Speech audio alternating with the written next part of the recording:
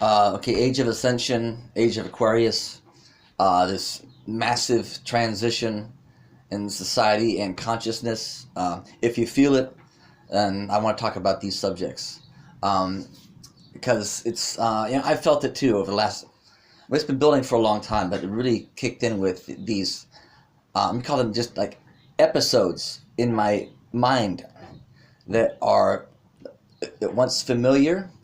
I've experienced this before. Life and reality, my perception of reality gets really strange, and it's not a comfortable feeling.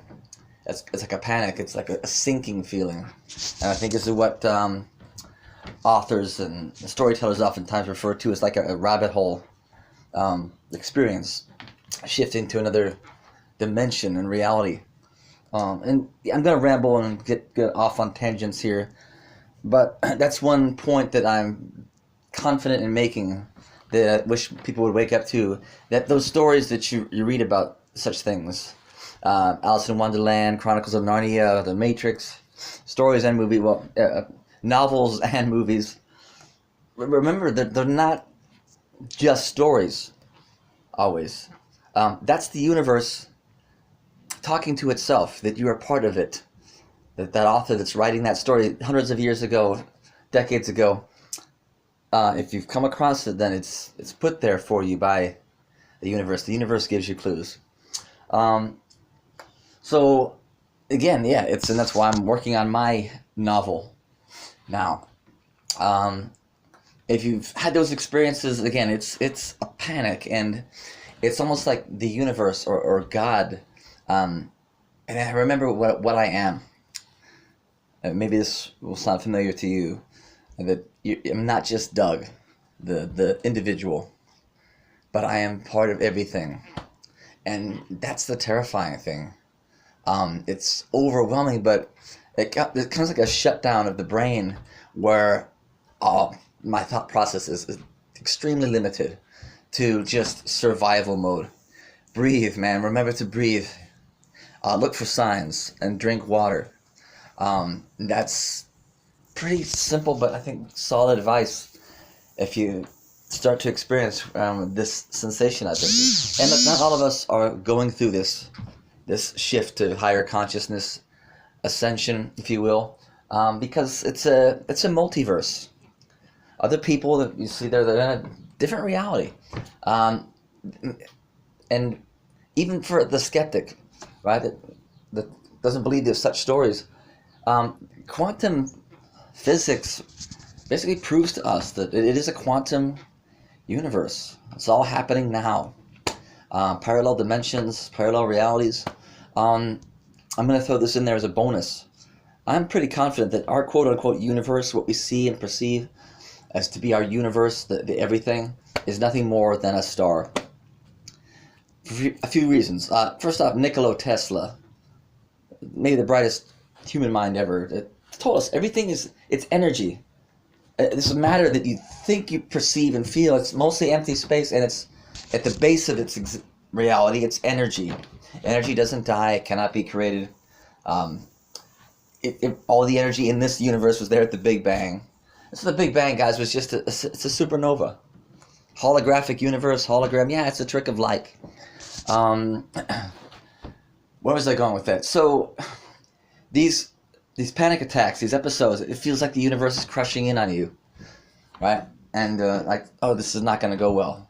I need to play this exactly right. And again, that's where God of the universe comes in and just grabs that steering wheel to keep you safe. Now, other people have talked about this phenomenon, religious people and others. The concept of like a bullet time from the Matrix is something that like policemen and others have talked about. This experience of being in two realities at once, and I've been there too. So I just don't. I mean, I don't want anyone to be afraid of anything. I'll say this, to my death or crucifixion or whatever, and when the repercussions of this are that the universe is intelligent and it's loving, and that love is a lot of times it's tough love. God of the universe can't just give you everything. No struggle, no strife, no puzzle, because there's no story there. There's no growth. You have to struggle to grow. I think that your higher self is yourself that's been through all this before. Because, Albert Einstein proved that there's the actual nature of the passing of time, space-time, is not what we perceive it to be.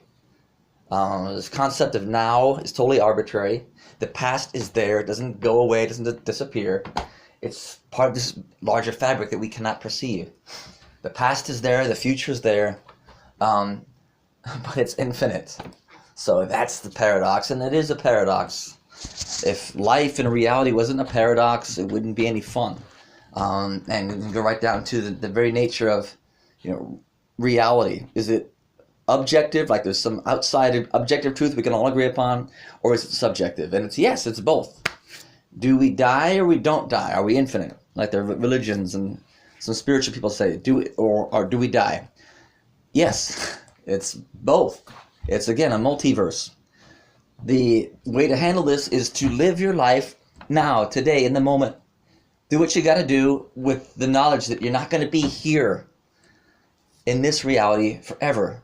And you want to tell people that you love them. To say it and be fearless, and appreciate the finite nature of this. Married with the patience and the trust. The universe has your back. And part of my story, you call it revelation to these experiences, is God, the universe, just laughing at me. Doug, you don't die, you jackass. Haven't you figured it out by now? We're all just jackasses. We like to kid each other and prod each other along. We got you. Why would I, not I, but, God, the universe, why would I destroy what I worked so hard to create, that I love so much? This is the paradox of life and death. And you can't have one without the other. I don't want you to fear anything, because fear, your enemies you face in life, they're inside, they're internal. And fear is the dragon. You have nothing to fear from anyone else or from this universe. Decide what you want, decide who you're going to be, and then go for it. And then you'll live a real life. But so many people are afraid to express themselves, to be different, to stand out, to speak their mind, to chase their dreams, to flirt, to fall in love. And that's the immaturity of human existence. There is no reason to fear anything. Fear just keeps you caged, not living at all. And, I challenge you, look outside your door at all the zombies. Conformist. They all look the same, drive the same car, same haircut, right? Same blue jeans. And do they look happy? They eat the same nonsense food. Overweight, drinking soda pop, smoking cigarettes. And that's just, again, guys, the game. Don't be like them. Be yourself. Go boldly. And then I think you'll find what I found in my life. That once you break the mold, there's no going back. I will not shut up about this country, about Trump, Clinton, the establishment, the mess we have. And I'll keep talking about religion too, because I think I can discuss those topics from my point of view respectfully and try to unite the masses behind these concepts that I see truth and value in really all Mormon, Scientology, Christianity, Islam, Judaism. There's value and truth woven into it. And yet there are things to be critical of. What else have I got to mention here? Yeah, I think humanity, if you're on the same page as me, humanity has been living in the dark ages for a long time. About what we're here for, about our connection to, again, the universe, a higher power. I get in a respect and understand how science has negated the influence of the religious establishment. Because I left religion a long time ago because I'm a scientific thinker. I understand that process, and I want evidence. I want to be convinced of things rather than just saying that you have to believe. I get that. And I almost gave up on the concept of God or higher power because there were questions I couldn't answer. So I don't judge anyone for being a non-believer, atheist. You guys are cool. In fact, you probably find the cooler of the groups of the faithful or the non-believer, that the atheists are very moral, and they don't expect forgiveness. They try to live a moral, I guess, right life in the moment. Anyway, so religion, lost my train of thought there. Bear with me.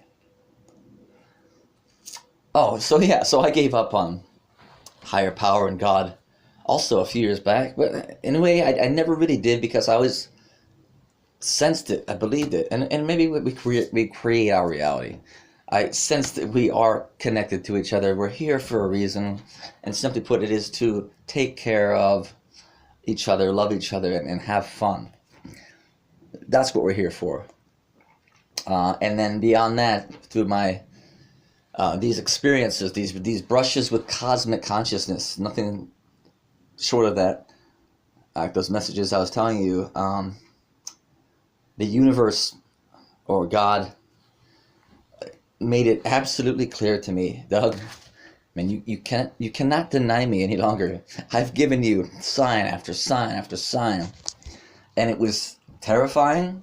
It was comedy, but I couldn't deny it, and so I can't shut up about it.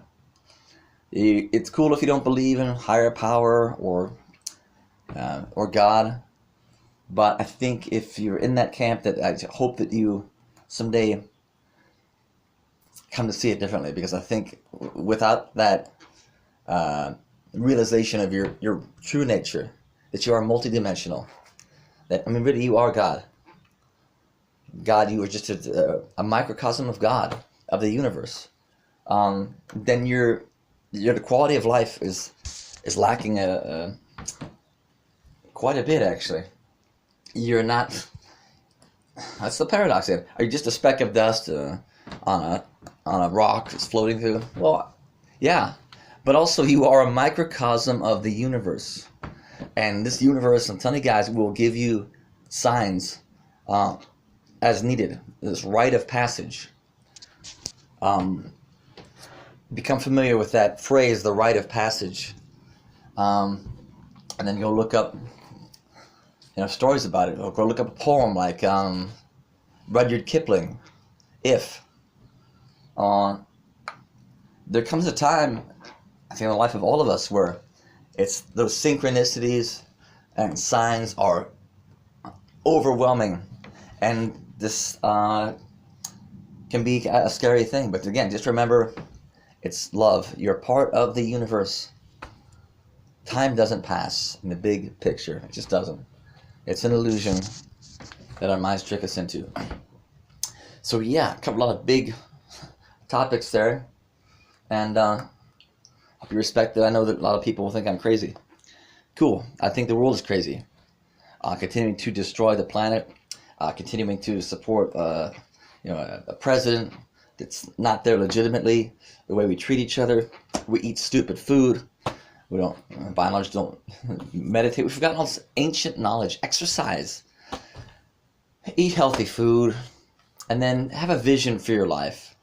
This is a topic I want to touch on, because I was reading a book from 30 years ago. Very smart guy. If you meet the Buddha on the road, kill him.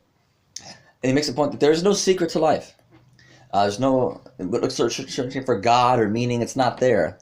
Whether you have that or not, you're still going to tend the fields and go to bed at night. And I challenged that. I said, there is a secret to life. And it is to have a vision. Recognize your life as a story. And have a big dream. Leave a legacy. Chase something you'll be proud of, so that they'll talk about you in centuries and eons, decades and centuries and eons to come. And it's not just about that, then it's about life getting a charge. I've been there. I've worked jobs I didn't love and gone through all the repetition and the rat, the Skinner box, like a rat in a maze. And it was okay. I could be content. But I knew there was something missing, and that was it. World peace. Restore democracy. my music, my stories, helping people. By pursuing these ambitions and trying to help people, and then it doesn't matter about the money or success so much. You're chasing something important, and then life gets its energy back. And when you don't conform, life gets its energy back. And when you lose your fear, again, you live a life that few of us ever experience, I guess. Anyway, that's enough said. Wish you well. You can try to track down my other videos. I talk about similar subjects, but it ranges quite a bit as well. Have a good day.